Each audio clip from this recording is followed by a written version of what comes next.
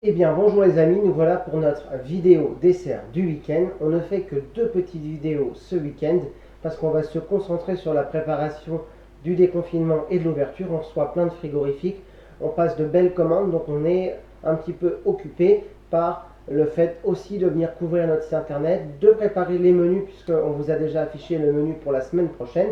Et là on va se faire un dessert. Voilà, je vous ai prévu un petit dessert. Ça va vous rappeler quelque chose, puisque je fais souvent des gâteaux simples. Eh bien, je vous ai prévu un moelleux, pêche et fleurs d'oranger. Pour ce faire, je vais préchauffer mon four. J'ai une petite note, 200 degrés. Donc c'est toujours la première chose qu'on fait. En général, on préchauffe le four en chaleur tournante ou en chaleur pâtisserie, puisque sur ce four, j'ai une fonction pâtisserie que j'utilise rarement. La chose que vous allez faire en tout premier point, c'est de sortir votre moule à manquer et vous allez le beurrer, le fariner comme on fait habituellement. Donc ça, c'est déjà fait. Ensuite, je vais vous parler des ingrédients. Une grosse boîte de pêche, 450 à 500 grammes poinettes. Un petit peu de vanille, fleur d'oranger, 20 centilitres de lait ou de crème liquide. Là, c'est de la 4%. Semi-épaisse, j'ai complété avec un petit peu de lait, ça l'a rendu bien liquide. 300 g de farine. Normalement, il y a 200 g de sucre, mais comme on va mettre deux produits qui sont sucrés, j'en ai mis que 150. 2 sachets de levure chimique ou l'équivalent en poids, puisque maintenant il existe les gros formats. Et 100 g de beurre. Là, c'est ma fameuse margarine à pâtisserie qu'on va commencer par ça. Là, il y a 4 œufs que j'ai déjà cassés et qu'on va blanchir. On va faire les deux en même temps.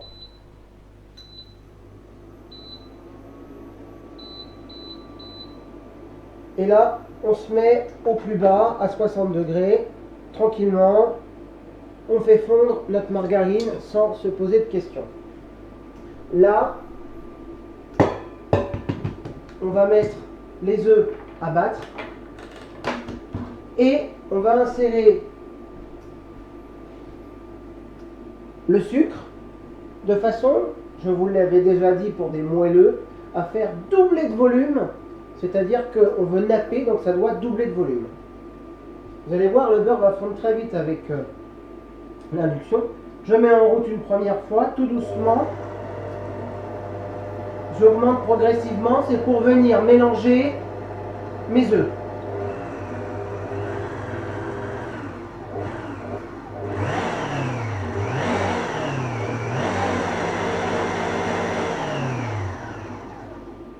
Je les ai mélangés, je mets mon sucre et pendant 5 minutes, je vais brasser pour faire doubler de volume. Et j'ai bien dit 5 minutes. Donc pour vous, c'est juste après. Je vais faire tourner pendant 5 minutes. Pour moi, c'est 5 minutes. Je vais me mettre un petit chrono par sécurité. Parce qu'il faut vraiment les brasser pendant 5 minutes pour qu'ils doublent bien de volume et à fond. Pour vous, c'est juste après. Pour moi, c'est dans 5 minutes. Et ça, ce sera fini aussi.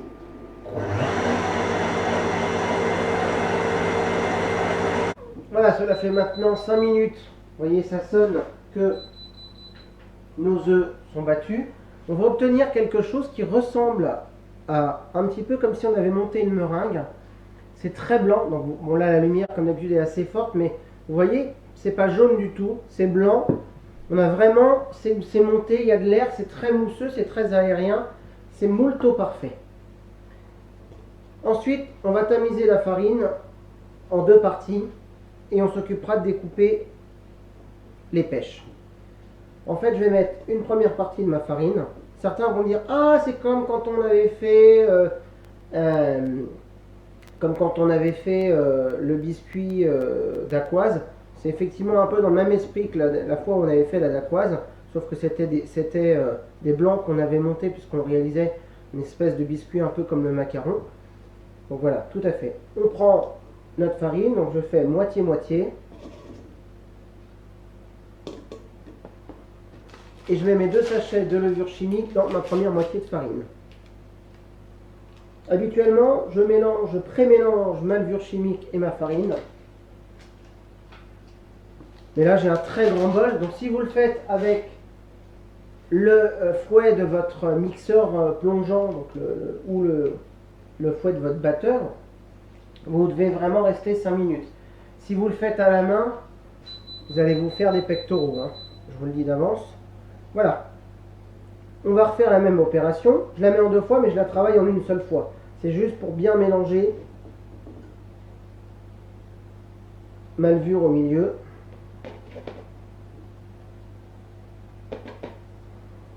C'est un gâteau très très simple à faire. Il n'y a rien de compliqué. Là, j'ai une belle farine fluide, spéciale dessert, pâtisserie, bien fluide. Donc, elle est parfaite. On va prendre notre jolie, parce qu'on ne va pas casser notre mélange. Vous voyez, après, on va incorporer la farine tamisée, la levure, et après, on mettra notre petite pincée de sel. Donc, en fait, on fait ce geste-là, comme je vous avais dit la dernière fois. On vient soulever par en dessous et on remonte. Comme quand on vient macaronner pour des macarons. Ce qui va nous permettre de garder le volume qui a été doublé, sauf que là, en mettant de la farine, on va épaissir un petit peu la préparation. C'est ce qui va nous apporter ce biscuit ultra moelleux. Et on pourrait s'arrêter ici. On met la pincée de sel, on met notre arôme de vanille, notre fleur d'oranger, et on a la base d'un biscuit moelleux pour monter tous les desserts que vous voulez. On pourrait même recouvrir notre moelleux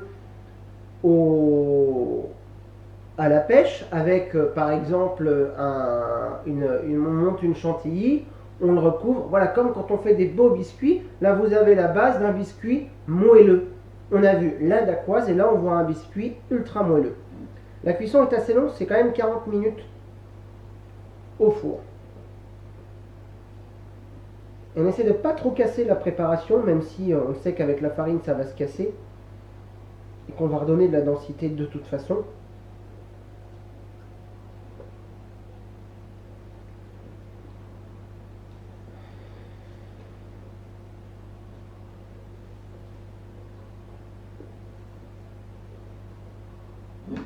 On va continuer, j'ai pas totalement terminé la farine.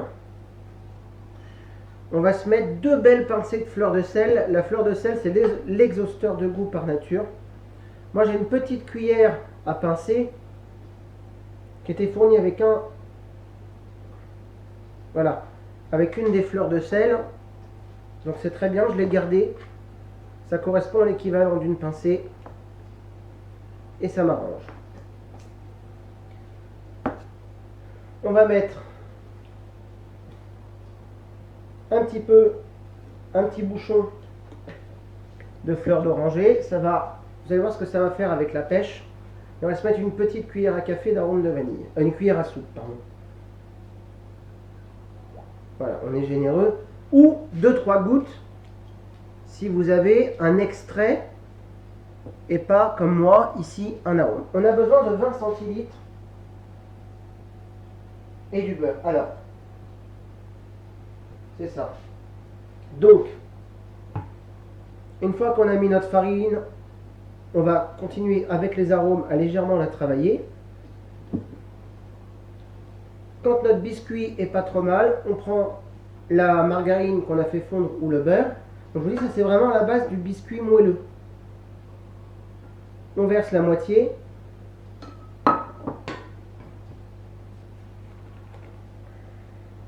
On a besoin de 20 centilitres. Donc je ne pense pas que je sois à 20 centilitres. Je pense que je suis un poil au-dessus. J'avais mélangé tout à l'heure pour récupérer de la 4%. Sinon vous mettez 100%. Donc 20 centilitres c'est 200 grammes ou 200 millilitres.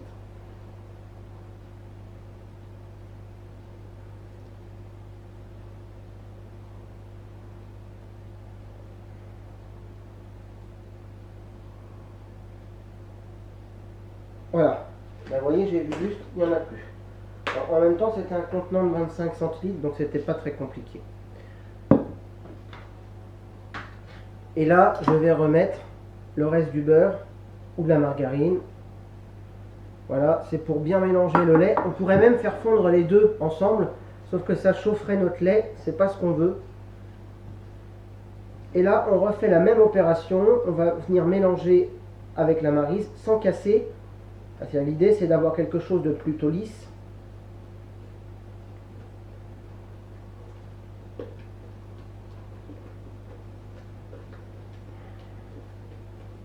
Mais on ne mélange pas au fouet, parce que si on mélange au fouet,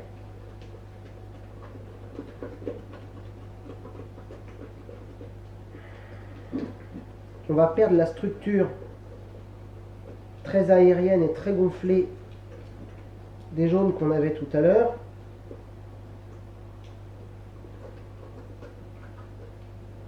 Et voilà, on a la base d'un biscuit très moelleux, qui n'est pas trop sucré. Je vais mettre 3-4 centilitres du jus de pêche. Donc ça, c'est le sirop qui conservait la pêche. Ça va me redonner quelque chose d'un tout petit peu plus liquide et ça va parfumer notre biscuit. Comme la fleur de sureau, on va rappeler qu'on a de la pêche dans le biscuit. Si vous avez un petit sirop de pêche, moi j'ai des petits sirops de pêche, vous pouvez aussi.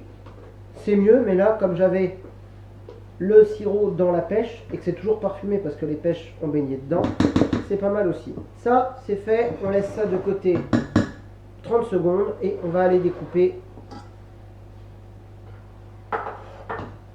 tranquillement nos pêches. C'est ça, comme on me dit souvent, je réponds, c'est le biscuit pour les feignants.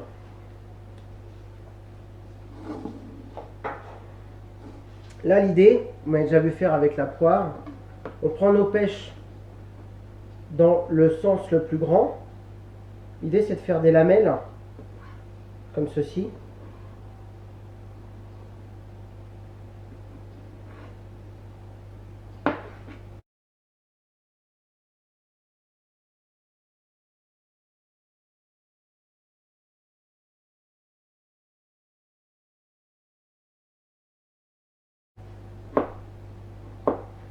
Voilà, on a pris soin de couper légèrement en biais si on peut. Et là, l'idée, c'est de venir verser la moitié de notre préparation dans le moule à manquer qu'on a beurré fariné. Puisque l'idée, c'est d'avoir un moelleux et d'avoir la pêche au milieu. Donc, je verse une première fois. Bon, je le fais à l'œil, hein, pas besoin de peser. Je vais ce geste-là pour bien recouvrir partout. Et ce qu'on peut faire, on se prend un petit peu de préparation à biscuit. Moi, j'adore faire ça. Et je viens en mettre tout au bord de mon moule. Alors, vous allez voir pourquoi. Ça, c'est une petite astuce. C'est pour, voilà, certains vont dire c'est pour éviter que les pêches, elles viennent. Non, c'est justement pour que les pêches, elles se collent au biscuit que j'ai mis. Comme ça, quand vous allez démouler, vous aurez déjà du biscuit sur le côté. Donc, une fois que vous avez fait ça, on va prendre toutes nos pêches et on va faire une belle et grande, énorme rosace qui va venir recouvrir l'intégralité du biscuit. Et on ne va pas se coller tout à fait au bord. On va se laisser un demi-centimètre de marge. Comme ça, on aura du biscuit qui va bien couler dedans. Et on se fait une belle rosace.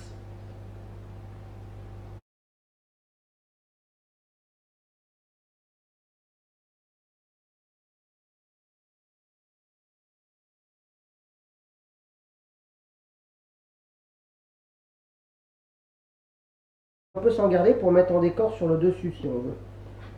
Voilà, je me lave les mains. Je vous fais une petite photo pour vous montrer.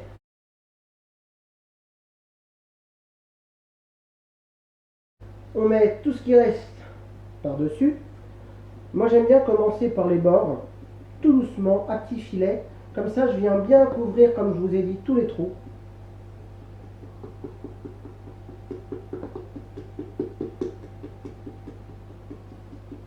Je fais un joli filet sur les bords.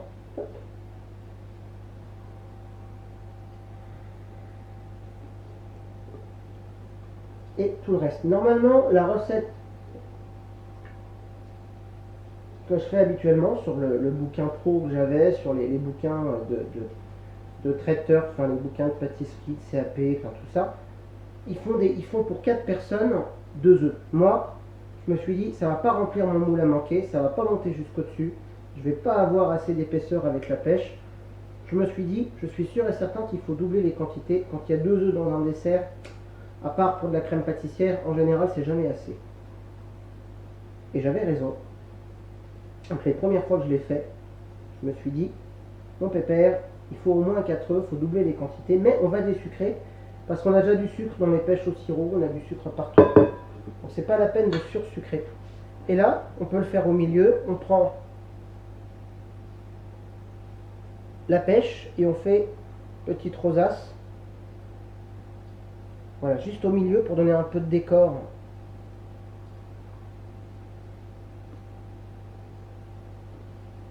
Sur notre fondant, notre moelleux comme vous voulez.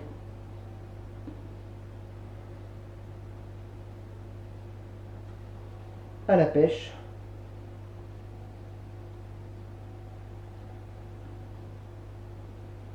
À mon avis, ça va monter, gonfler. Donc je pense qu'on aura des pêches sur le dessus.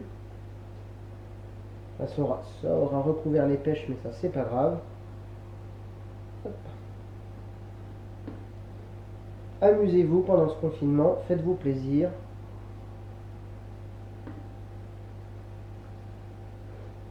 Le reste, c'est pour moi. Voilà, comme ça, je mets juste ce qui reste. Et je mange les petits morceaux qui sont là, parce qu'ils ne sont pas présentables.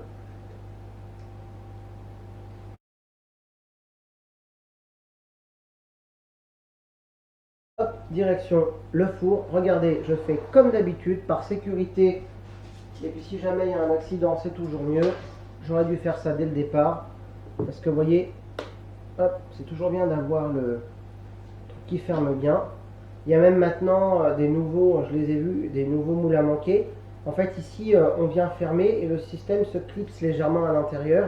Il y a une deuxième encoche, c'est encore plus sécuritaire. Cuisson, je vous ai dit, 40 minutes au four. Et on met ça en cuisson semi-intermédiaire. Ça veut dire que si on a par exemple un four chaleur tournante, on peut s'amuser à mettre notre grille au milieu et on la descend d'un cran. Et comme ça, en fait, en termes de cuisson, on va avoir un gâteau qui sera moins bronzé sur le dessus. Même on pourrait pousser la cuisson si on n'a pas assez de cuisson. Il sera un petit peu moins moelleux, mais on pourrait. Ça va éviter d'avoir un gâteau qui cuit trop vite sur le dessus parce que malgré la chaleur tournante, vous vous retrouvez en hauteur. Ça a été le cas pour moi la semaine dernière avec les pastéis. J'ai fait une première cuisson parce que je faisais 2 rangées à chaque fois. Les premiers, ils cuisent bien le temps que j'ai indiqué. En dessous, ça manque un peu de cuisson. Je me mets, non pas à inverser ce qu'on est censé faire, mais je laisse un petit peu plus longtemps les autres. Donc là, on va s'amuser. C'est une cuisson longue de 40 minutes, mais c'est une recette plutôt rapide à faire. Et comme ça, on va avoir une belle cuisson, 40 minutes, intermédiaire. On est au milieu, moins un cran pour mettre votre plaque de cuisson. Et on se retrouve juste après. Pour vous, moi, c'est dans 40 minutes et je vous montre le résultat. Et bien voilà le résultat après cuisson. Je vous l'avais promis, vous aurez la photo juste après. Voilà, je vous laisse le temps de regarder la photo.